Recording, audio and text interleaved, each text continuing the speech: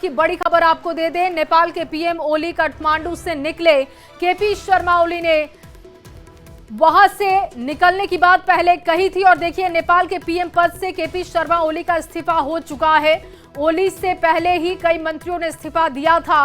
प्रदर्शनकारियों ने संसद भवन में आग भी लगाई। नेपाल में मंत्रियों और नेताओं के घर पर आगजनी की गई। पूरे सिस्टम के खिलाफ इस वक्त वहां की जनता है।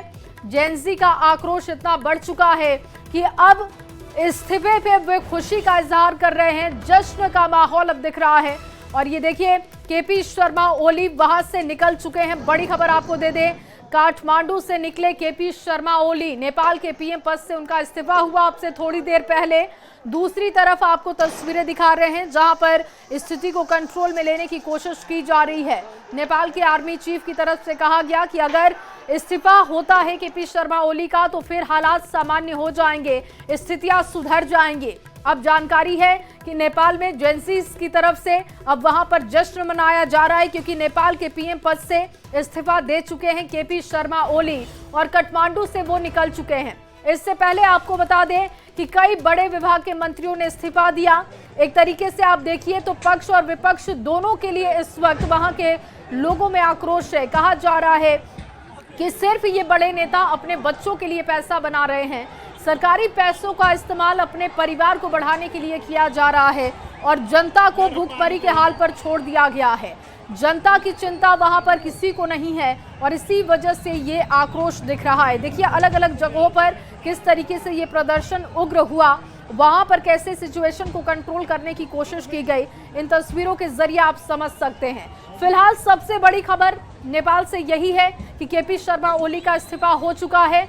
अब नेपाल में आगे क्या राजनीतिक घटनाक्रम होते हैं, किस तरीके से वहां पर सरकार की बहाली होती है, कौन ये कमान लेता है, ये सब कुछ बहुत दिलचस्प होगा क्योंकि अभी सिर्फ सत्ता पक्ष के लिए ये विरोध नहीं था बल्कि विपक्ष के जो नेता हैं उनके लिए भी वहां पर इतना ही आक्रोश दिखाई दे रहा है। तो ऐसे में कौन कमान संभालेगा नेपाल में, ये देखना होगा। फिलहाल ये तस्वीरें देखिए जहां पर ये जो आप तस्वीर देख रहे हैं, सुबह यहां पर एक होटल में आग लगा दिया गया। बताया गया कि ये नेपाल के एक बड़े नेता के बेटे का होटल था जिसकी वजह से लोग बहुत गुस्से में रहे और इस होटल को आग के हवाले कर दिया गया। इसी तरीके से अलग अलग जगहों पर आगजनी की गई। मंत्रियों के घरों में आगजनी करने की कोशिश की गई, वहां पर लोग पहुंचे। यहां तक कि नेपाल के राष्ट्रपति के निजी आवास में भी आगजनी की गई। केपी शर्मा ओली का अब इस्तीफा हो चुका है। टारगेट किया गया पूरे सिस्टम के खिलाफ। ये बड़ी चुनौती नेपाल में दिख रही है। देखिए अलग अलग तस्वीरें, दो तस्वीरें आप देख रहे हैं। देखिए एक तरफ जहां पर सड़कों पर प्रदर्शन किया गया, आक्रोश जाहिर किया गया। दरअसल सोशल मीडिया पर बैन के खिलाफ ये प्रदर्शन शुरू हुआ था, लेकिन जब कल बैन का फैसला हटा लिया गया उसके बाद भी ये प्रदर्शन रुका नहीं। तो ये जाहिर था कि ये सिर्फ बैन के खिलाफ प्रदर्शन नहीं था बल्कि पूरे सिस्टम के खिलाफ वहां पर प्रदर्शन चल रहा है।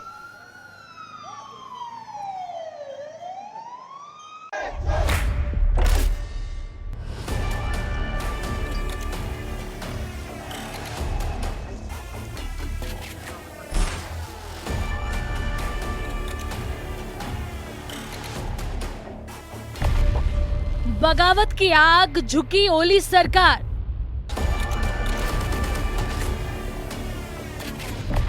भीषण प्रदर्शन, बवाल बरकरार।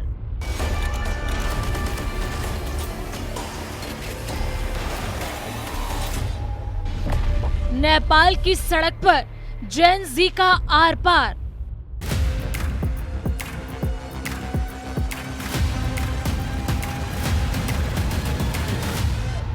नेपाल में बगावत की आग से भड़की हिंसा के बाद मंजर भयावह है। ये तस्वीरें जो नेपाल के गृह मंत्री के घर पर हमले की हैं, चीख चीख कर गवाही दे रही हैं कि कैसे एक फैसले ने पूरे नेपाल को सुलगा कर रख दिया। प्रदर्शनकारियों ने न सिर्फ गृह मंत्री के घर पर हमला कर दिया बल्कि उपद्रवियों ने ऊर्जा मंत्री के घर में भी घुसकर जमकर तोड़फोड़ और आगजनी की। इतना ही नहीं, नेपाल के राष्ट्रपति के निजी घर को उपद्रवियों ने आग लगा दी।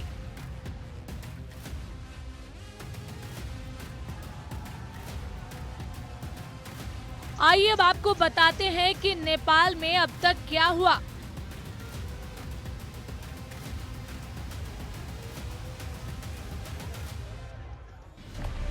नेपाल सरकार ने सोशल मीडिया से बैन हटा दिया है। नेपाल में हिंसक प्रदर्शन में 20 लोगों की मौत हो चुकी है। काठमांडू समेत 9 जिलों में कर्फ्यू लगा है। नेपाल के गृह मंत्री और कृषि मंत्री का इस्तीफा हो चुका है। प्रदर्शन को लेकर हिंसा की जांच के आदेश दिए गए हैं। हम ग्राउंड जीरो पे तस्वीर दिखा रहे हैं किस तरह से आगजनी हमारे दोनों साइड हो रही है। जिस रोड पर हम खड़े हुए हैं, लोग काफी आक्रोशित हैं, युवा काफी आक्रोशित हैं, अपनी बात रख रहे हैं। उनके साथियों की मौत हुई है, उससे काफी ज्यादा नाराज है। तो ये सीधी तस्वीरें हम काठमांडू से दिखा रहे हैं, जहां पर कि हालात अभी भी तनावपूर्ण बने हुए हैं और सरकार के 2 बड़े मंत्रियों ने इस्तीफा दे दिया है। प्रधानमंत्री के इस्तीफे की मांग जो है वो लगातार चौतरफा की जा रही है। मैं आपको तस्वीरें दिखाता हूं। देखिए, आज भी जो यहाँ पे युवा हैं, जो स्थानीय लोग हैं, वो नाराज हैं सरकार से। और कल जिस तरह से उनके जो साथी हैं, जो स्टूडेंट हैं, उनकी जो दर्दनाक मौत हुई है, उससे विरोध प्रदर्शन आज भी जो है वो सड़कों पे जारी है। आप देख सकते हैं जगह जगह आगजनी की गई है और लोगों का विरोध प्रदर्शन है, लोग सड़कों पे हैं। मंत्रियों के घर पर हमले के बाद रेस्क्यू के लिए हेलीकॉप्टर तैनात कर दिया गया और फंसे मंत्रियों को हेलीकॉप्टर से रेस्क्यू किया गया। वहीं भीषण तबाही के बाद नेपाली कांग्रेस ने ओली सरकार का साथ छोड़ दिया है और नेपाली कांग्रेस के सभी मंत्रियों ने इस्तीफा दे दिया है। वहीं पीएम ओली के इस्तीफे की मांग तेज हो गई है। अधिकारियों की मांग है कि सोशल मीडिया शुरू करें। इंटरनेट एक्सेस की डिमांड भी की गई। युवाओं के लिए नौकरी की मांग, भ्रष्टाचार बेरोजगारी खत्म करने की मांग, बैन की तुलना तानाशाही से की गई। आक्रोश की वजह की बात करें तो सोशल मीडिया से कमाई करने वालों को नुकसान हुआ। वीडियो बनाकर बड़ी संख्या में युवा कमाई करते थे। फैसले से कारोबार को भी नुकसान हुआ। बच्चों की पढ़ाई मुश्किल हो गई। विदेश में रहने वाले लोगों से बात करना महंगा हुआ। फैसला लिया गया कि जो सोशल मीडिया ऐप हैं उन्हें उनका बैन हटाया जाएगा। जो गृह मंत्री हैं उन्होंने नैतिक जिम्मेदारी लेते हुए, जो कांग्रेस के एक बड़े नेता हैं, उन्होंने इस्तीफा दे दिया। और उसके बाद आनंद फानन को कहीं ना कहीं सरकार को बैकफुट पे आना पड़ा, क्योंकि छात्रों की मौत हुई है। और जो जो जनरेशन ये रेवोल्यूशन है, इसका कोई एक मुखिया नहीं है, इसमें कोई पार्टी नहीं है। दरअसल ये यहाँ का आम आवाम है, युवा है। वो युवा जो 18 से 30 साल के बीच का है, उसको लगता है कि कहीं ना कहीं उसके जो मौलिक अधिकार हैं, उनके जो उसके राइट्स हैं, कहीं ना कहीं सरकार ने उसको दबाने की कोशिश की है। दरअसल कल हुई हिंसक झड़प में 20 लोगों के मारे जाने और 400 से ज्यादा लोगों के घायल होने के बाद नेपाल की राजधानी काठमांडू में प्रदर्शनकारियों को देखते ही गोली मारने के आदेश दिए गए थे, जिसके बाद हिंसा और भड़क गई और काठमांडू के नेपाल के दूसरे शहरों में भी प्रदर्शन की खबरें आईं। अगर हम कर्फ्यू की बात करें तो काठमांडू, भगतपुर, ललितपुर, बुटवल, भैरहवा, पोखरा, बीरगंज और दमक में कर्फ्यू लगा है। नेपाल सरकार का तर्क था कि कुछ सोशल मीडिया प्लेटफॉर्म्स जिन्हें बैन किया गया, वो देश में fake ID, hate speech, cyber crime और गलत सूचनाएं फैलाने के लिए इस्तेमाल हो रहे थे। ऐप्स बैन होने के बाद नेपाल सरकार के फैसले के विरोध में युवा सड़क पर उतर आए और सोशल मीडिया से बैन हटाने की मांग करने लगे। नेपाल सरकार ने 26 ऐप पर बैन लगाया था। वजह थी रजिस्ट्रेशन न होना। नेपाल में कंपनियों को ऑफिस खोलने को कहा गया। ऐसे के आदेश के बाद ये सख्ती बढ़ाई गई। पढ़ाई और कारोबार पर भी इसका असर पड़ा। बहुत दुखद है, बहुत दुखद स्थिति है।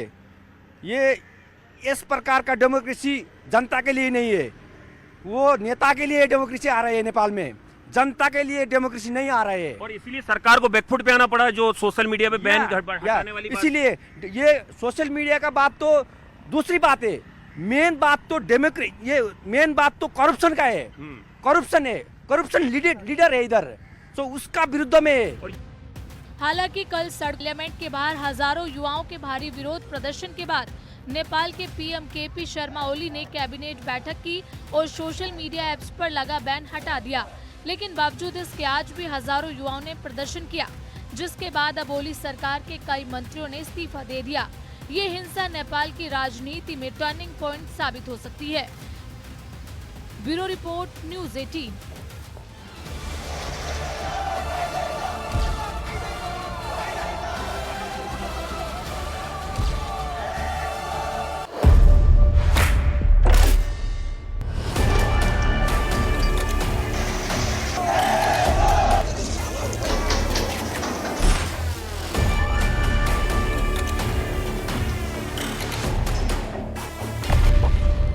नेपाल की सड़कों पर विद्रोह के शोले, सिस्टम से नाराजगी, आक्रोश की लहर।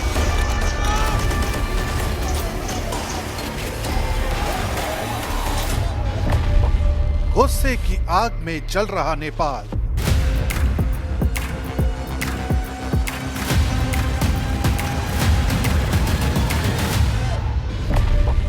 काठमांडू से पोखरा तक युवाओं का कोहराम।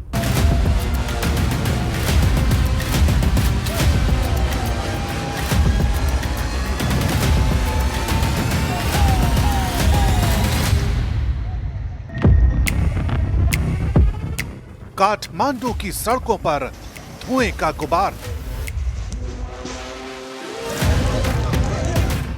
संसद भवन के बाहर जलते हुए बैरिकेड्स।